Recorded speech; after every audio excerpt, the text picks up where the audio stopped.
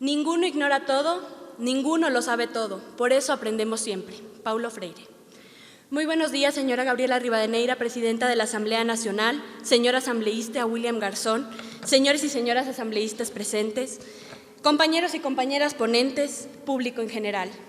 Mi nombre es Catalina Espina, soy médico de profesión y me encuentro aquí presente porque creo que es necesario que el Ecuador cuente con una ley de parto humanizado y porque también creo que se puede hacer reformas al proyecto que se está presentando en este momento. He comenzado mi ponencia con una frase de Paulo Freire que habla acerca de que siempre podemos ignorar algo, y en mi caso, durante el estudio de mi carrera, roté como externa e interna en el Hospital Ginecobstétrico Isidro Ayora. Agradezco la presencia de quienes fueron mis profesores en este foro, y en centros de salud donde se atendían mujeres embarazadas y partos, y recién después de graduarme escuché acerca de lo que es la violencia obstétrica y sinceramente desconocía su significado. Al profundizar en este tema me di cuenta que muchas veces los derechos de madres y recién nacidos son vulnerados sin que siquiera las personas que están involucradas supieran que lo estaban haciendo. Y debo decir de que a pesar de que en nuestras facultades de medicina y de ciencias médicas se enfatiza en la importancia de tratar personas y no enfermedades, en la prevención de complicaciones propias del embarazo, en el manejo de esas complicaciones, no existe un debate abierto acerca de cómo algunas intervenciones médicas interfieren en un proceso tan natural como lo es el embarazo, su parto y el posparto. Pero ya la evidencia, y como lo hemos mencionado esta mañana, habla de estrategias que pueden prevenir ciertas morbilidades, enfermedades, y que también son humanas, como ya hablamos, el clampeo oportuno del cordón umbilical, también hablamos del apego precoz, la lactancia precoz, evitar rasurados y enemas previo al ingreso a la sala de partos.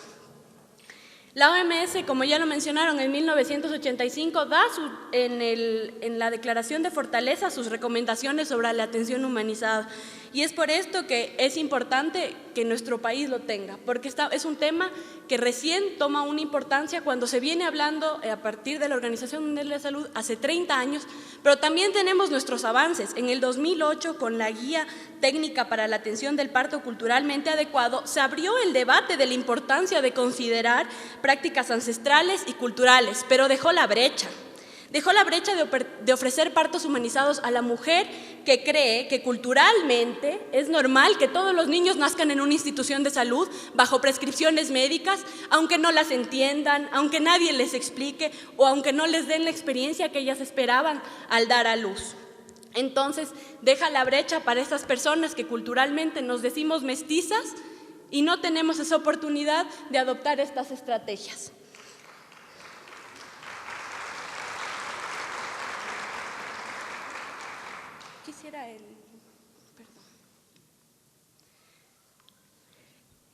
Como lo mencioné, creo que existen mejoras a este proyecto y las voy a plantear. ¿Sí? Al comenzar la redacción de esta ley, como objeto dice que regula los mecanismos para una adecuada atención integral del parto humanizado y normal en todos los casos en que los partos por cesárea no sean médicamente indispensables, cuando en su redacción debería básicamente decir una atención integral del parto, sea la manera en la que fuere, merece una atención integral. Además, a través de leyes ya previas en el país, menciono los antecedentes legales, ya se garantiza el derecho a la salud, el acceso a la maternidad. Lo que nos falta es decir que sea en el marco de prácticas humanizadas y que integre todo el proceso, incluido el puerperio, que como hablamos es también importante y va a fomentar una mejor relación madre-hijo. Es importante que en este proyecto de ley el enfoque de riesgo no considere que solo hay riesgos derivados de un parto quirúrgico. También el parto vaginal tiene riesgos. Todo embarazo, a pesar de ser un proceso fisiológico, en algún punto puede presentar un riesgo. Un riesgo es la probabilidad de que algo suceda. No estamos diciendo que lo va a suceder. Entonces, nosotros podemos decir que el objeto de esta ley o el enfoque de riesgo sea disminuir los riesgos que se pueden derivar de un parto vaginal o quirúrgico. También quisiera decir, como profesional en el área de la salud, que el artículo 6 del capítulo 1, así como no se pueden realizar cesáreas a discreción del personal médico encargado, tampoco se puede ofrecer un acto quirúrgico como una decisión de una mujer sin tomar en cuenta el nivel del riesgo del embarazo, considerando que la cesárea no es una alternativa del parto vaginal, es un procedimiento quirúrgico cuyo objetivo es preservar la salud de madre e hijos en situaciones de alto riesgo. Inclusive, ignorando esta opinión médica, si se procediera que la interpretación literal de este artículo, podríamos enfrentarnos a un aumento de las tasas de cesáreas, lo cual es contrario al espíritu de esta ley. Y además, el personal médico, ofreciendo toda la información disponible y con sensibilidad, debe estimular la elección de un parto vaginal siempre que éste sea posible y no ponga en riesgo el binomio madre-hijo.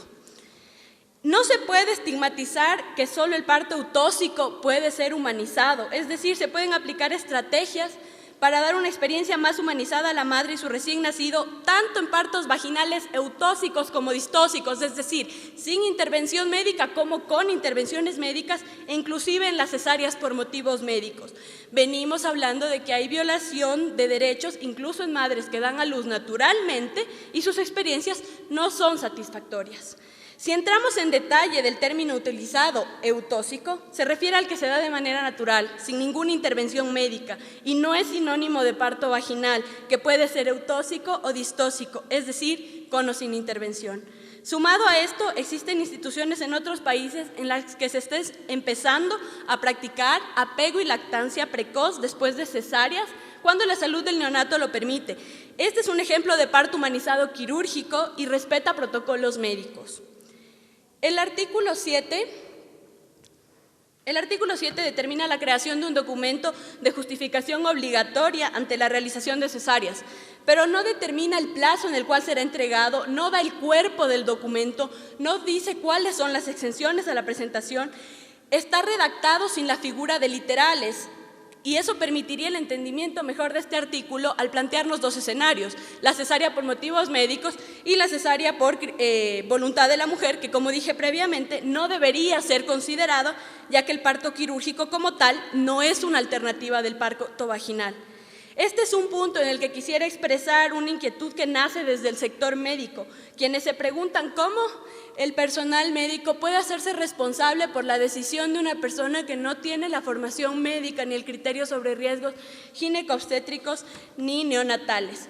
Personas que como la justificación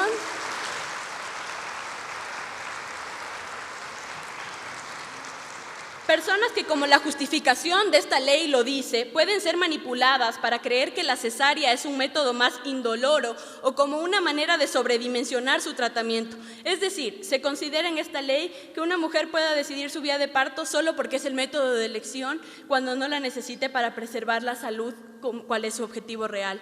Quiero sostener este argumento recordando que estudios han demostrado que hay más riesgo de mortalidad, enfermedad y hospitalización tras una cesárea en comparación con el parto vaginal, sobre todo si ésta se realiza intraparto. La misma OMS en la Declaración de Tasas de Cesárea de 2015 habla cómo la cesárea disminuye la mortalidad solo en caso de ser necesarias. Y además, que deben ser realizadas solo bajo este criterio como está subrayado en aquel que son las conclusiones de uno de sus capítulos. El artículo 12, en el inciso 4, sobre los requisitos de la atención de la mujer embarazada, asume que en todos los casos un parto será atendido por un médico, cuando en la práctica este pueda ser atendido por un médico, obstetra, estudiante de medicina o enfermera, como se había mencionado previamente. Aplicando esta premisa a nuestra realidad, en instituciones hospitalarias con gran cantidad de personal, es difícil determinar desde el ingreso de la paciente quién atenderá ese parto, incluso tomando en cuenta la sobrecarga procesal, misma que ocasiona que los partos vayan siendo atendidos por el personal disponible según el requerimiento. Además, no se podrá determinar si el parto es normal, sino si el parto es de bajo, medio o alto riesgo. Todo parto implica un potencial riesgo y sobre todo si está en una institución hospitalaria. Dentro del capítulo 3, artículo 13, no se está considerando la falta de intimidad como un acto de violencia obstétrica, ni se refuerza el derecho de una mujer a estar acompañada por el padre del hijo o la persona de su preferencia, ni poderse movilizar durante su periodo de dilatación. En algunos casos, como me alegro mucho que ya se haya mencionado, el problema es de infraestructura. No está diseñada para permitir que el ambiente que nuestras mujeres están dando a luz sea el adecuado, íntimo, cálido y acompañada por alguien de su confianza, lo cual forma parte de brindar un parto humanizado. Así que se abre la oportunidad a más diálogos, porque es necesario que empecemos a adecuar los espacios y las normativas internas de las instituciones, en las cuales en muchos casos prohíben la entrada de terceros fuera de hora de visita, incluido el padre de la familia. Estamos atentando contra la familia. El padre no puede ser parte de este proceso porque la norma interna no lo permite. El artículo 14, aquí quisiera mostrarles un ejemplo de nuestra infraestructura en donde los espacios son muy compartidos y reducidos. En el artículo 14 vuelve a ignorar la participación de otros agentes de atención hospitalaria. Dice que deberíamos tener una credencial que nos identifique, pero no solo los médicos, tenemos que tener una credencial todo el personal médico que esté involucrado. Un médico puede tener un trato muy humano, un enfermero un trato muy humano, y si al final el que saca la camilla la va golpeando contra las paredes, hace que todo el proceso previo salga mal, y la denuncia o la queja va contra todo el personal médico. El artículo 16 es una acotación no muy médica, un poco más legal, pero habla de la protección del nombre garantizado en el artículo 66 de la Constitución de la República, ya que a la historia clínica volverse un documento legal se podría desproteger la identidad de él o la paciente que está poniendo la denuncia. En el artículo 17 se habla de una capacitación periódica, lo cual considero es pertinente. Sería óptimo que la capacitación inicie previo a la aplicación de la ley. Y no sabemos cuántas personas más no saben de esta problemática. Y también se necesita una difusión amplia en la sociedad para que al entrar en vigencia esta propuesta tengamos individuos y mujeres informadas que entiendan sus derechos y sepan reclamarlos. Quisiera salir un poquito de este artículo para hacer notar que la calidad y la calidez nombradas como principios de esta ley en el artículo 4 y que se exigen en la atención al usuario de todo el Servicio Nacional de Salud se pueden seguir fortaleciendo no solo a través de la capacitación teórica, sino de la motivación personal al personal involucrado, permitir que las personas involucradas se empoderen de sus trabajos, mejorando la relación personal de salud paciente, sensibilizar a todo el personal de salud a través de estrategias dinámicas. Y con respecto a la disposición reformatoria única, quisiera mencionar que no se pueden usar como términos equivalentes el parto natural y parto humanizado, cuyas diferencias ya se expusieron. Parto humanizado puede ser todo parto siempre y cuando se manejen estrategias humanizadoras y respetuosas. Esta ley está dirigida a toda persona que recibe atención de su parto en una institución, pero no protege ni menciona a las mujeres que culturalmente y por su decisión propia considera más pertinente para ella y su recién nacido dar a luz en casa, ni a quienes les prestan los servicios para que esto sea así. Tampoco menciona los derechos del recién nacido, las cuales serían modificaciones muy pertinentes. La protección de los derechos humanos se encuentra jerárquicamente sobre las jurisdicciones nacionales y al haber ratificado el Estado ecuatoriano los tratados internacionales se autoobliga a su cumplimiento, siendo un trato humano por parte del personal sanitario a cualquier persona un deber que esto solo nos lo debería recordar. Agradezco su atención y quisiera terminar diciéndoles que no podemos seguir permitiendo que nuestras mujeres se sientan vulnerables en el momento en que demuestran una de sus mayores fortalezas. Muchas gracias.